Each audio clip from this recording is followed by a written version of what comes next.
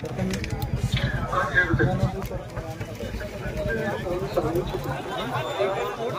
जी आहे ती खूप गंभीर आहे आणि ह्या गंभीर गोष्टीबद्दल आपण मागचे 20 दिवसामध्ये किमान 8 बैठका झालेली आहे। याच्यामध्ये जुन्नर तालुक्यामध्ये सुरुवातीला आपली बैठक झाली, त्याच्यानंतर माझ्या स्तरावर आपण आले होते, अमोल कोले साहेब होते, वळसे पाटील साहेब होते, त्या मीटिंगमध्ये आपण भेटले होते आणि त्याच्यामध्ये काही उपाययोजना जी आहे आपल्याला करायची होती त्याच्याबद्दल आपली चर्चा झाली।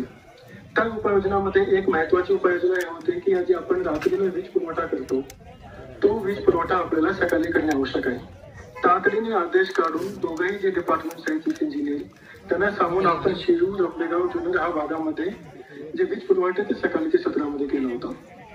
त्याच्यानंतर आपण दादांना रिक्वेस्ट केली होती की सर हा विषय जे आहे ते जिल्हा स्तरावर संपणे सरकारने यासाठी मोठी उपाययोजना करणे आवश्यक आहे आणि म्हणून आपण 17 ऑक्टोबरच्या दरम्यान दादाच्या स्तरावर मीटिंग घेतली होती विभागीय आयुक्त कार्यालयामध्ये। तेव्हा हा गोष्टी निर्देशनात आली होती की आपल्याला आणखी पिंजरे देणे आवश्यक आहे जेणेकरून ज्या ठिकाणी हे बिबट्या जास्त वाढलेले आहे त्या ठिकाणी पकडून आपण त्यांना शिफ्ट करता येते। आम्ही तातडीने परमिशन दिली होती, 2 कोटी रुपये मंजूर केले आणि फॉरेस्ट डिपार्टमेंटला मान्यता दिली की तुम्ही टेंडर न काढता विशेष बाब म्हणून आम्ही डिझास्टर मॅनेजमेंट त्यांना परमिशन दिली की तुम्ही तातडीने पिंजरे घ्या आणि ह्या बिबट्याने पकडण्याची सुरुवात करा।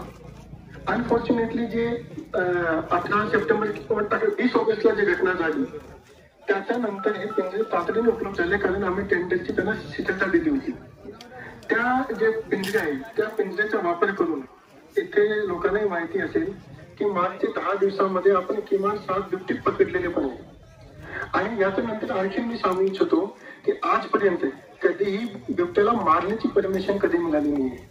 मी काल संध्याकाळी सतत 4 तास पाठपुरावा करून DCF पासून PCF पर्यंत बोलून आणि बिबट्याला मारण्याची परमिशन सुद्धा घेतली आणि त्याच्याबद्दल आमचे शूटर्स आज सकाळी त्या ठिकाणी पोहोचलेले आहेत आणि थोडी वेळेमध्ये त्याने आयडेंटिफाय पण केलेलं आहे, आयडेंटिफिकेशन झालेलं आहे त्याचा।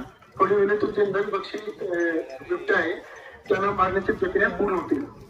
आता याच्यामध्ये एक गोष्टी खूप आवश्यक आहे आपण सर्व लोकांना समजणे की याच्यामध्ये हा जो मार्ग जे आहे ते आपल्याला 3 गोष्टी केल्याशिवाय होणार नाही।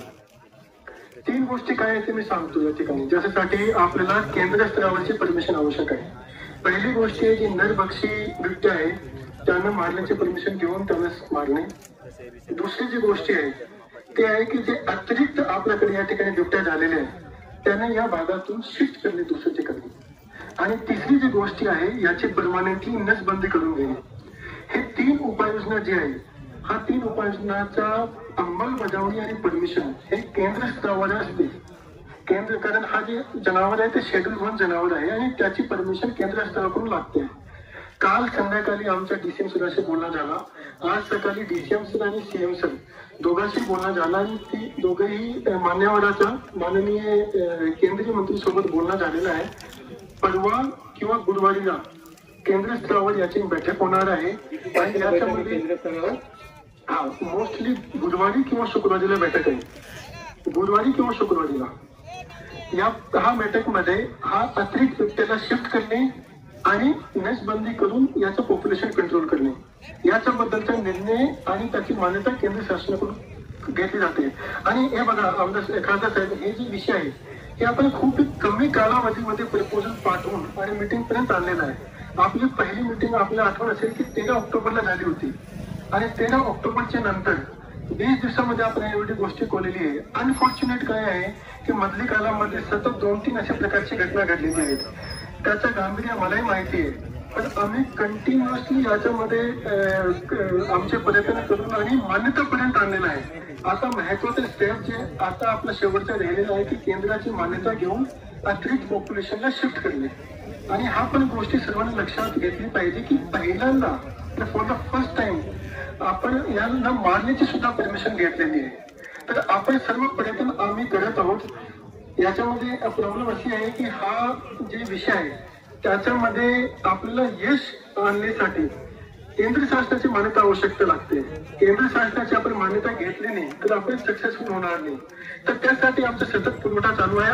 खासदार साहेब आपण सुद्धा सीएम सरांशी सुद्धा बोलले होते, डीसीएम सरांशी बोलले होते, केंद्रीय मंत्र्यांशी बोलले होते. आणि आपल्यालाही माहिती आहे की याच्यामध्ये आता एक मीटिंग होणारच होती आणि ती मीटिंग जी आता गुरुवारी आणि शुक्रवारी लावलेली आहे. मी सर्व लोकांना सांगू इच्छितो की याचा खूप गांभीर्य आम्हालाही माहिती आहे आणि त्याच्या अनुषंगाने सर्व जे महत्वाचे पाव आहे ते अगदी सर्व लोकांनी उचललेले आहेत. उपाययोजना पण तयार केलेली आहे, काही उपाययोजनाची अंमलबजावणी सुद्धा केलेली आहे. पण जे केंद्र शासनाकडून जे आपल्याला आवश्यक आहे तेवढं मात्र एक आहे जे ते परमानंट सोल्युशन आहे.